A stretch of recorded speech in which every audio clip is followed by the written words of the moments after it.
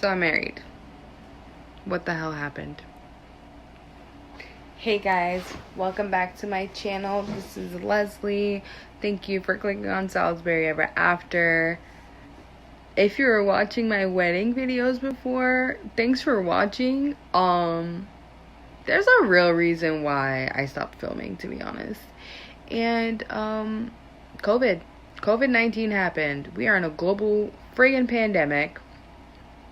And the wedding that I spent a year and a half planning was canceled the week before. Stay tuned if you want to hear how that went down. So I never really did a story time on my channel before, and I think this is what this is going to be, because there's really no other way to express what happened without doing a story time. So story time, here we go. So I had my bridal shower February 29th. That was a cool day. It's leap year.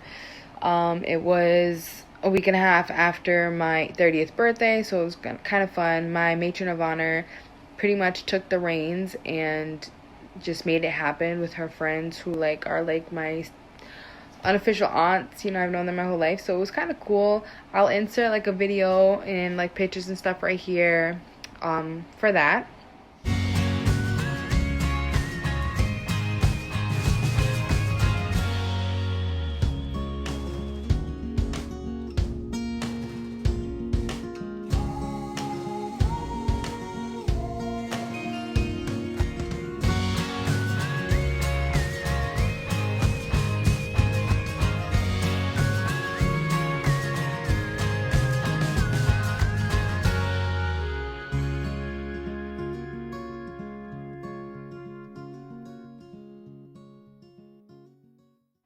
So right after that, in the second week of March, we had my bachelorette weekend, which was fun. I wasn't expecting to have a bachelorette weekend. In the beginning, Chris and I had decided we weren't gonna do that, but then our friends convinced us to do it. So he had his bachelor night the first weekend of March. I had mine the second weekend of March, and Corona happened that week. So yeah, it was crazy. We live in Rhode Island. I went to Boston for mine, and it was a weird, eerie feeling. People were talking about Corona and joking about Corona, but no one was wearing masks yet, and nothing was shut down yet. And so we went to this hotel that had a lounge on the first floor. That's where we ended our night. So our day started with painting, wine and painting, and then I love painting, and they hated painting, so it was kind of cool that they were, open to doing things that I enjoyed instead of making me do some strip club thing that I wasn't interested in. And then we went and got some hibachi, because I love Chinese food and they love Chinese food, and they broke their diets for me, which I appreciate, girls, and I wasn't on my keto diet that day either. So we really enjoyed ourselves. Got to the hotel room. It was beautiful. They decorated it really cute. There were balloons and bottles and snacks, and it was great. And then we just got ready, went downstairs and had fun. We played some bachelorette game. It was a truth or dare. It was kind of weird in the beginning, but we got into it and it was fun. And then the next morning we had brunch, and then that was it. And I'm kind of glad that we did this all before Corona, because the next week was crazy.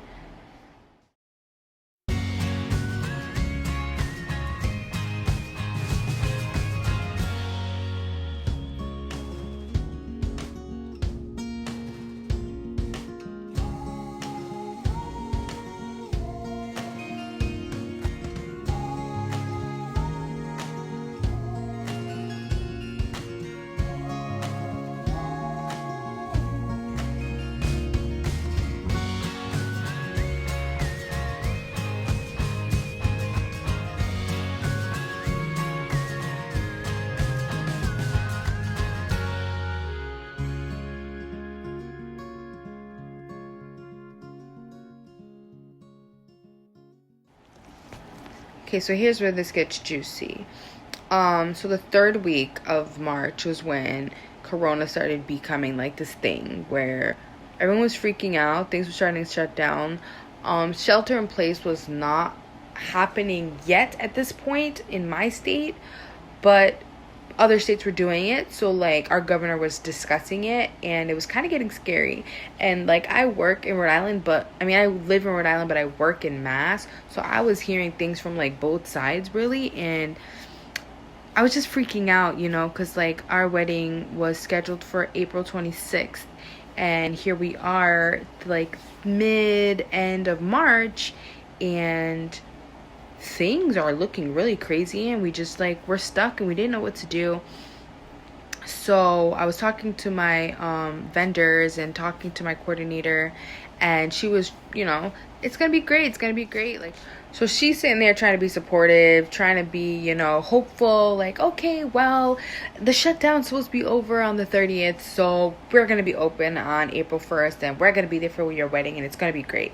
And then the first came, and she was like, well, the shutdown's supposed to be till the 7th, so don't worry about it. And then the 7th came, and the shutdown was supposed to be till the 17th, so on and so forth, until we got to like the 17th, and I was like, girl, my wedding's in 2 weeks, and we don't know what's happening. Like, we can't even get together to pick out like my tablecloths. We can't even get together to finalize my menu and taste my signature drinks, you know what I mean? So we had to make a decision to postpone our wedding for next year. So I'm just gonna rewind a little bit, because something happened between shutdown and postponing our wedding. Next thing I know, I'm going to work on a Monday, and everyone's freaking out. Programs are shutting down. Schools are closed. We're doing distant learning. We had to shut down our house. No home visits. No passes. No nothing. Boys were going crazy. Everyone's going nuts. We had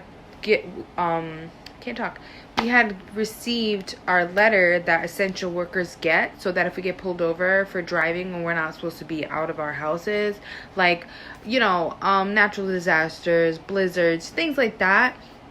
I've always gotten them for things like that. So we just keep them on our person, so that way when we're on our way to work or doing things for work, we can show that to the police officer, and we can go on our way without getting in trouble or fined. You know what I mean? So we got this letter, and I was like, oh my God, we only get this letter when shelter in place happens, and it hasn't happened yet. So what are you telling us that we don't know yet?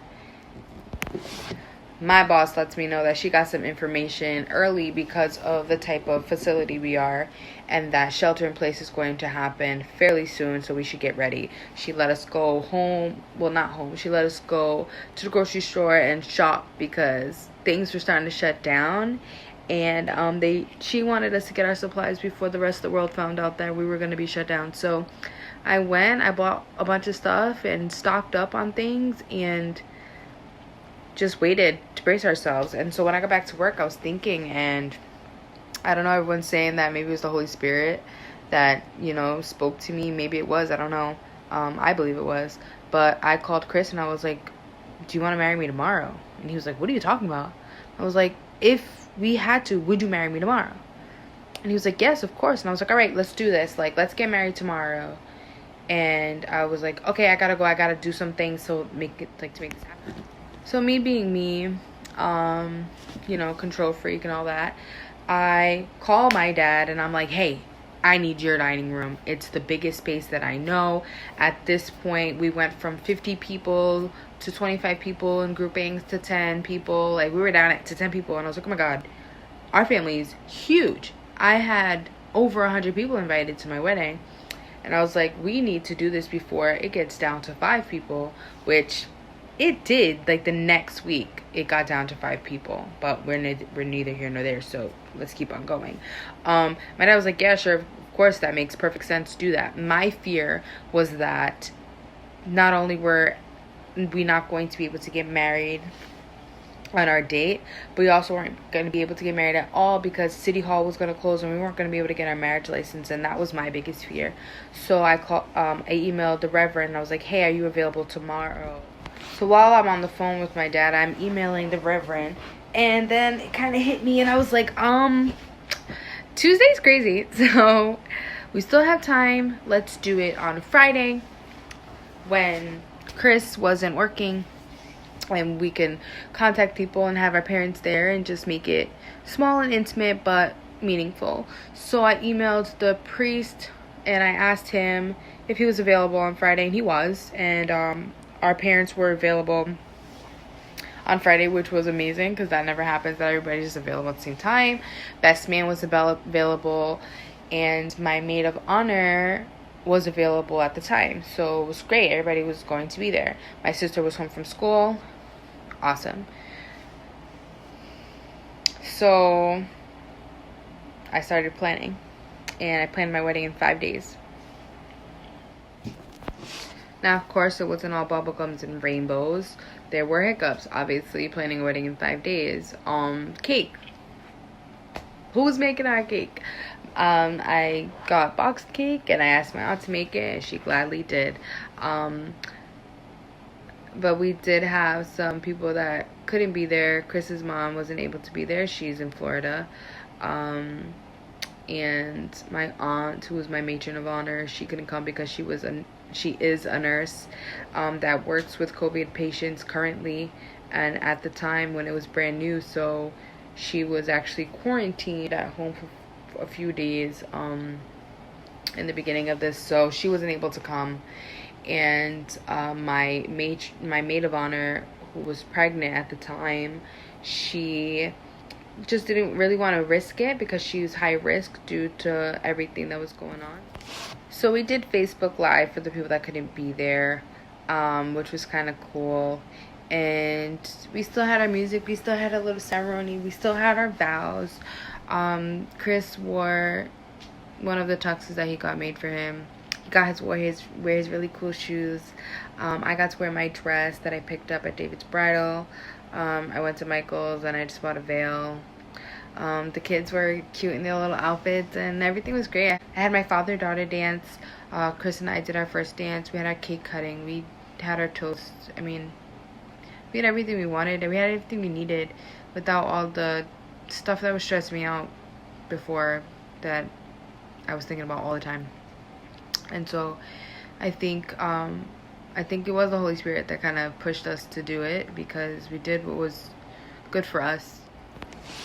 So you may be thinking, if y'all got married and it was this great thing, why did you have to postpone your wedding?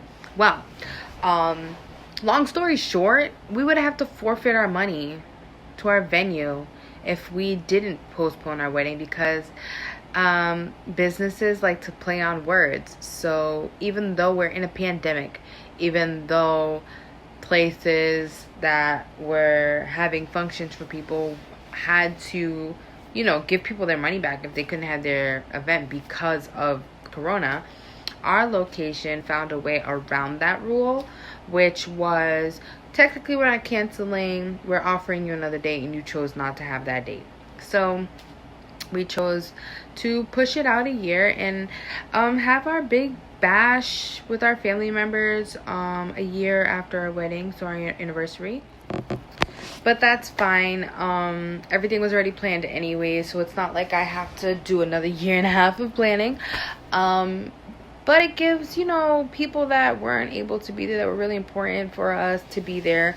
All our vendors are available on our anniversary date, which is March 27th, 2021.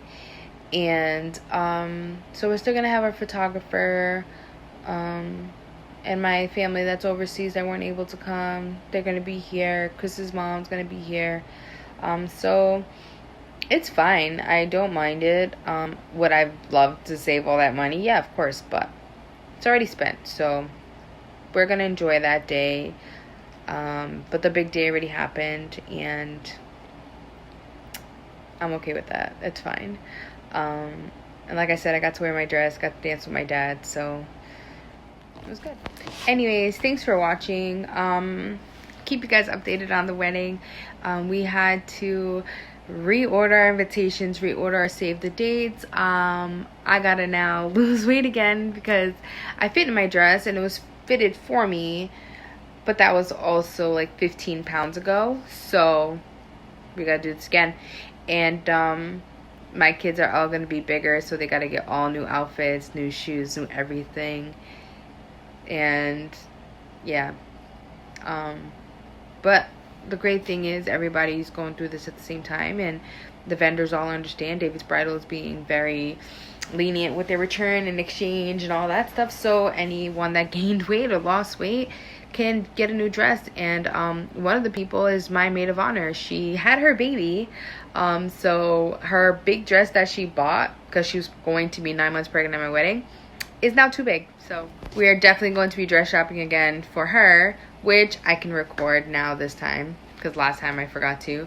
I'm thinking of getting another dress for myself so I can record that too and just have more content. I feel like now that things are starting to open up and life is gonna go back to some kind of normalcy, I feel like I will be able to be more consistent with posting videos. But I'm not going to hold myself to that because, you know, life happens. And if Corona has taught me anything, it's to go with the flow and just live day by day and not put so much pressure on doing things that aren't really that important. Like, I'm not a YouTuber. This doesn't pay my bills. So watch if you want. Don't if you don't.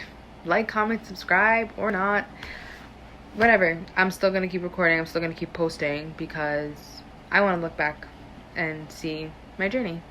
So